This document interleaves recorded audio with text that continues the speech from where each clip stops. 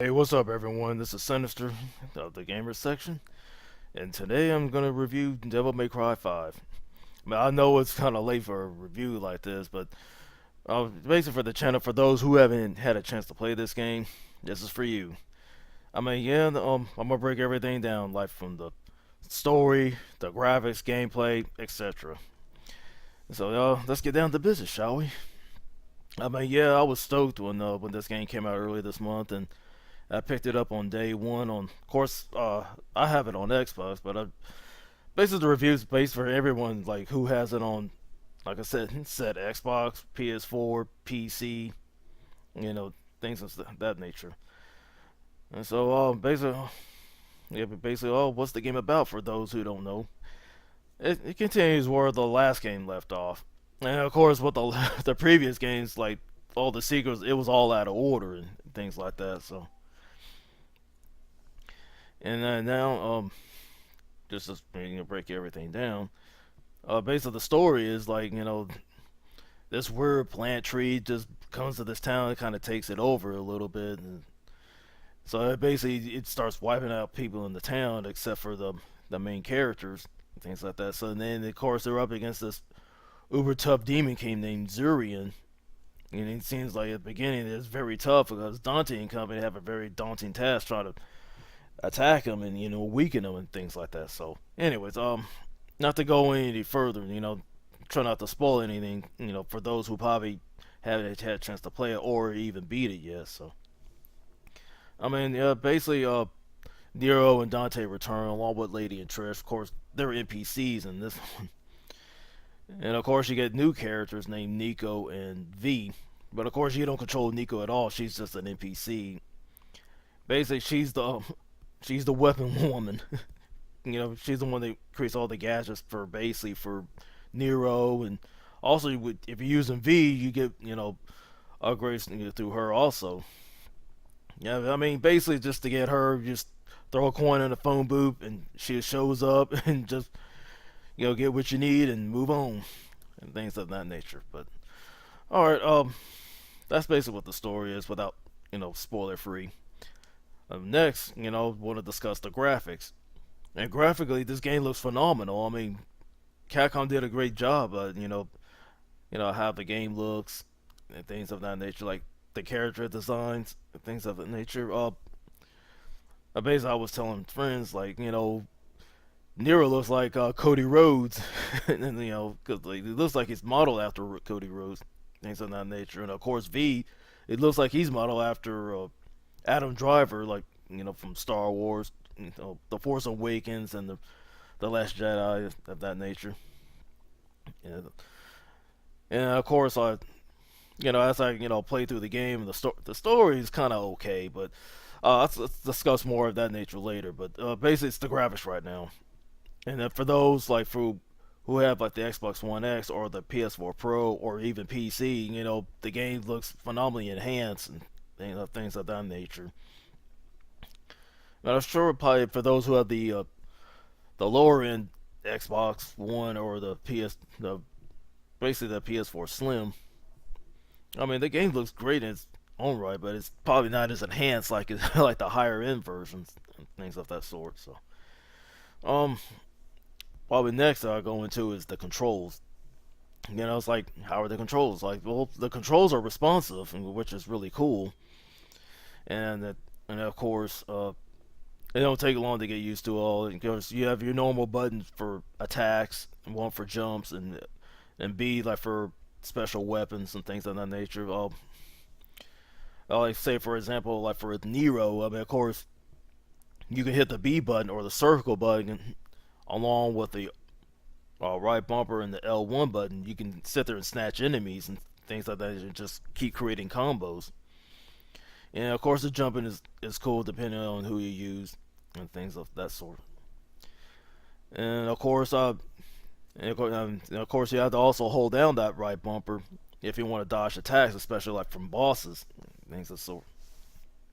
So, next is the gameplay. It's like how does the game, how does it perform and stuff. It's like, is it like the same old like the previous Devil May Cry games, or is it you see something new and different? Well, to me, I see a little bit of both. I mean, it still, kept the roots of the previous game, and of course added a new, have its own flair, just to keep the game fresh, so that way the game don't seem dated as a norm. But of course, yeah, of course you got your combos and stuff like when you attack enemies, things like that. Of course, you get like dashing up until you get three S's, which is serious, super stylish, things like that. And of course, like the more monsters you attack, the higher your combo and things like that. And of course, you can always get energy if you feel your health gets low. They're like the blue orbs and things like that. And of course, purple orbs is usually to fill your devil trigger, depending on who you use. And of course, you have to go around and refill it, replenish it after depleting. But the thing is, your devil trigger will deplete very quickly. But I'm sure you can find options where you can, it can be reduced at a lesser rate, and things like that. I'll, break down on the characters that you use. But of course, with Nero, because that's what you use at the beginning. He kind of controls the same from Devil May Cry 4 because he has like that he has that arm that to grab enemies. But unlike the Devil May Cry 4, and he has like a mechanical arm, like a cybernetic arm, just to grab enemies, and also like devil triggers and things like that. Of course, with Nero, you get different devil triggers. You have one that shocks enemies, one is like a whip, and one's like a Mega Buster from Mega Man, and things of that nature. And like I said, you can use that arm just like I mentioned earlier to grab enemies of that sort, which is very cool. Of course, next, well, of course, well, Dante. I'm glad like the smart aleck Dante is back with the, always bringing in the one-liners and being sarcastic, things like that. Of course, he gets new moves also. I mean, pretty much you get progress in the game. You get in like a hat called the Faust and things. Of course, it uses your orb, so you gotta be careful about how you use it. And of course, if you upgrade it, it also helps you out. Especially with your when you're fighting enemies. And of course, if you kill some of those enemies, you can get some of those orbs back. And of course, you have your traditional guns like the ebony and ivory, the Sword of Rebellion, and of course, like his Devil Trigger, and even a form of Devil Trigger. Of course, like I said, you get that later in the game. And things like, of course, you'll see what I'm talking about for those who haven't had a chance to play it yet. So, things like that. So, of course, next is the fun factor. Is this game fun? Is it worth playing? Do you recommend to friends? I say yes. This game is very fun. It's tough, but it's also fun at the same time. So, about veterans of the game, they'll enjoy it. Of course, they're gonna gravitate towards this game. You got the higher difficulties. Like Son of Sparta mode or Dante Must Die, for example, things of that sort. And of course, like and then of course, that's I forgot. I mentioned V and stuff. It's like the third character in the game. Uh, of course, with V, he's like this mysterious character. He uses, he has two demons that help him fight. One's called Griffin. It's like a bird with a mouth. Also, lays out the smart ass insults and things like that. And of course, you have like Shadow. He looks like a panther. Both have the forms, of attack and things like that. But you gotta be careful. You keep an eye on them because they get stalemate and pretty much you're very vulnerable in the fight. Because using V, only time he ever attacks is to finish off enemies. But he also can replenish his devil trigger when he calls in the nightmare. Usually he'll open a book and he'll say like random stuff, but of course it leaves you open to attack. So you have to be very careful about using them. That's okay. Now that's what I'm saying. Now, as I was saying, this game is very fun for those who are fans of the game and things like that.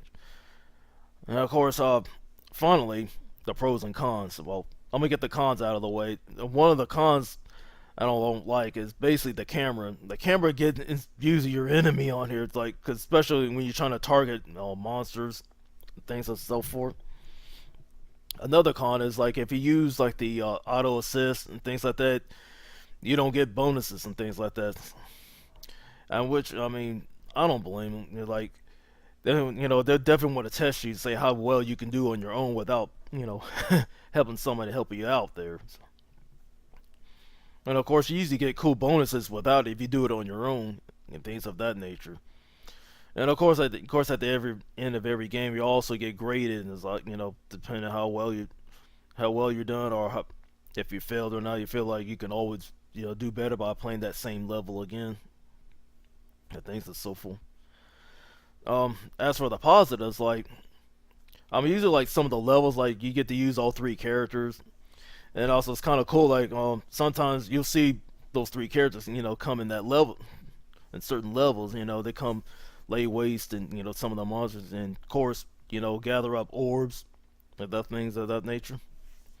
And of course you get divinity statues, depending on the level that you're at, because sometimes like certain areas Nico can't come and interact with you, things of so forth. And of course, the other fun factor is like yeah, you can replay those same levels and probably get a better grade.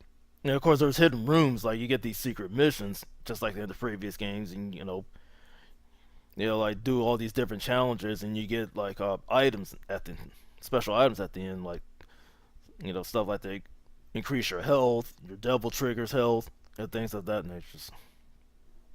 So yeah, and of course that's all I have. But leave your comment down below. You always give us support. Support our Patreon. The link's in the description below. Basically, I'll be doing more reviews like this. Like, also, you can also check out my previous review on the SNK 40th anniversary. That's also on the channel. And of course, finally, come check us out on our podcast. It's every Monday night at 5:30 Central, 6:30 Eastern. This is Sinister. Be easy.